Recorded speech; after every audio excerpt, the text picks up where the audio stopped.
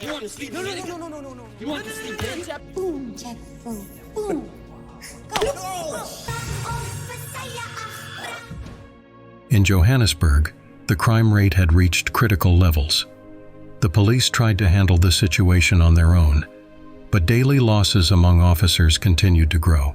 As a result, a decision was made to develop robots that could combat crime. The results exceeded all expectations. The crime rate dropped sharply. However, the company decided to increase the production of scout robots. People's biggest fear was that hackers could compromise the robots. However, company representatives assured everyone that thanks to a security key, only they could update the robots. Before deploying the robots into service, a prototype of a large robot called Moose was created by Vincent. He explained that Moose was controlled by a human, which was significantly different from the artificial intelligence created by Wilson. Vincent aspired to create a machine capable of feeling. A damaged scout robot number 22 was brought to the corporation. Technicians conducted diagnostics and rebooted the robot, after which it returned to service. Meanwhile, a gang led by Ninja arrived to negotiate with Skip, but their goods had been destroyed. Skip threatened them with death if they didn't pay a large sum. To demonstrate his seriousness, he killed their driver. Soon, a patrol of scout robots appeared on the horizon. The gang tried to fight back, but regular bullets couldn't harm the robots. However, a grenade launcher shot disabled Scout 22. Taking advantage of the moment, the Ninja gang fled. Later, Wilson examined the damaged robot and, due to its extensive damage, decided to send it for recycling. Ninja, in turn, planned to find a way to repay their debt by stealing the access key to the robots from the developer. Meanwhile, Wilson worked on perfecting the artificial intelligence at home and completed a stable version of the firmware. He returned to the corporation to cancel the recycling of Scout 22. However, the director, who was only interested in creating weapons, refused his request. Determined, Wilson stole the robot along with the access key. On his way home, he was kidnapped by the Ninja gang.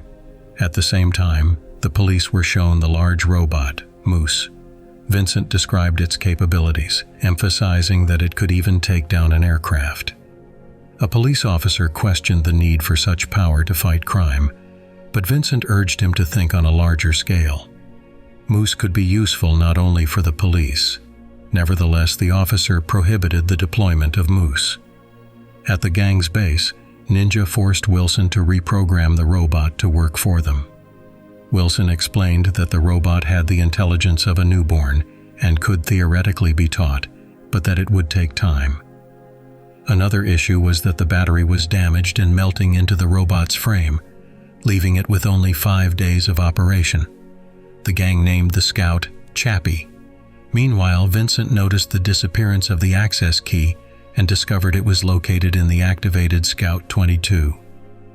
Ninja began teaching Chappie the basics of human language and culture, explaining how to handle weapons to become a gangster. However, Wilson warned Chappie that the life of a criminal was a poor choice. Chappie promised not to rob people anymore. Vincent located the robot and returned to the corporation. Ninja, wanting Chappie to grow stronger, took him to the ghetto and dropped him off, forcing him to find his way home alone while dealing with local thugs. They didn't anticipate that Vincent would track Chappie and attempt to capture him using a special energy device. Not wanting to die, Chappie escaped. The mercenaries wanted to pursue him, but Vincent stopped them, having already obtained what he needed. Chappie makes it back home, where Yolandi asks who treated him so cruelly, but he doesn't know who it was. Fortunately, there are spare parts in the truck, and Chappie gets a new arm. The next day, Ninja apologizes to the robot, explaining that he didn't expect such a turn of events. He promises to teach Chappie how to defend himself and handle dangerous situations. However, Chappie refuses to rob people. Then Yankee comes up with a trick. He convinces Chappie that if he touches someone with a knife, they'll simply fall asleep to rest, but insists they shouldn't practice this on each other. Soon after, the gang initiates Chappie, giving him identifying marks. They even gift him their chains. Realizing that Chappie is easy to deceive, they trick him into attacking a man by claiming that he stole their car. Chappie damages the vehicle, but Ninja wanted the car intact, not a pile of scrap. Shortly after, the gang faces a new challenge. Chappie politely takes another car for them. Over the next few hours, they expand their fleet, using the money earned to buy explosives for a big heist. Ninja convinces Chappie that his creator deliberately gave him a body that would soon break down, but promises to save him if he helps with the robbery. Chappie stops talking to Wilson. Eventually, the creator admits that Chappie could indeed die, but explains he had no other choice when reviving him. Meanwhile, Vincent infiltrates the control center and activates the self-destruction mode for all scouts, including Chappie. The gang learns that the scouts have been disabled, leading to mass riots that the police are powerless to stop. Wilson brings Chappie to the corporation, hoping to repair his processor. Chappie suggests an idea, creating a new body for himself. However, Wilson explains that this is impossible because Chappie is a unique consciousness that can't simply be copied.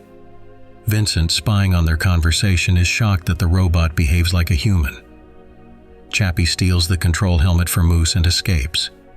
Back home, he puts the helmet on Yolandi to understand how the human brain works, simultaneously downloading all known knowledge into himself.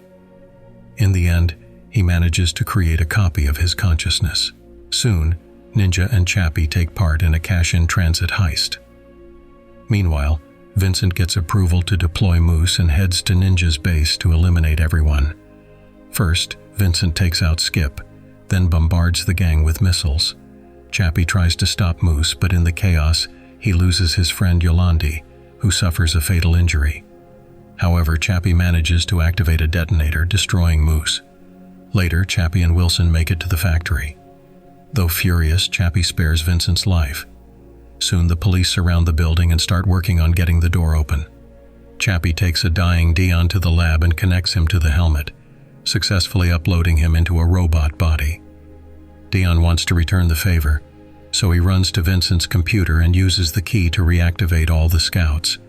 Then he sends Chappie's consciousness to a new body through the internet. At that moment, the police breaks in, so Dion runs outside and is delighted to find Chappie in a new scout body. Then the duo returns to the base, and together with Ninja, they give Yolandi a proper burial. While the news announced that all robot cops have been banned and humans are back on the force, Chappie finds the USB stick with the helmet test he did on Yolandi. He hacks into the factory machines and makes them build a pretty female robot to upload Yolandi's consciousness into it. This is the end of the movie. That's all for today. Subscribe and like if you want more videos like this.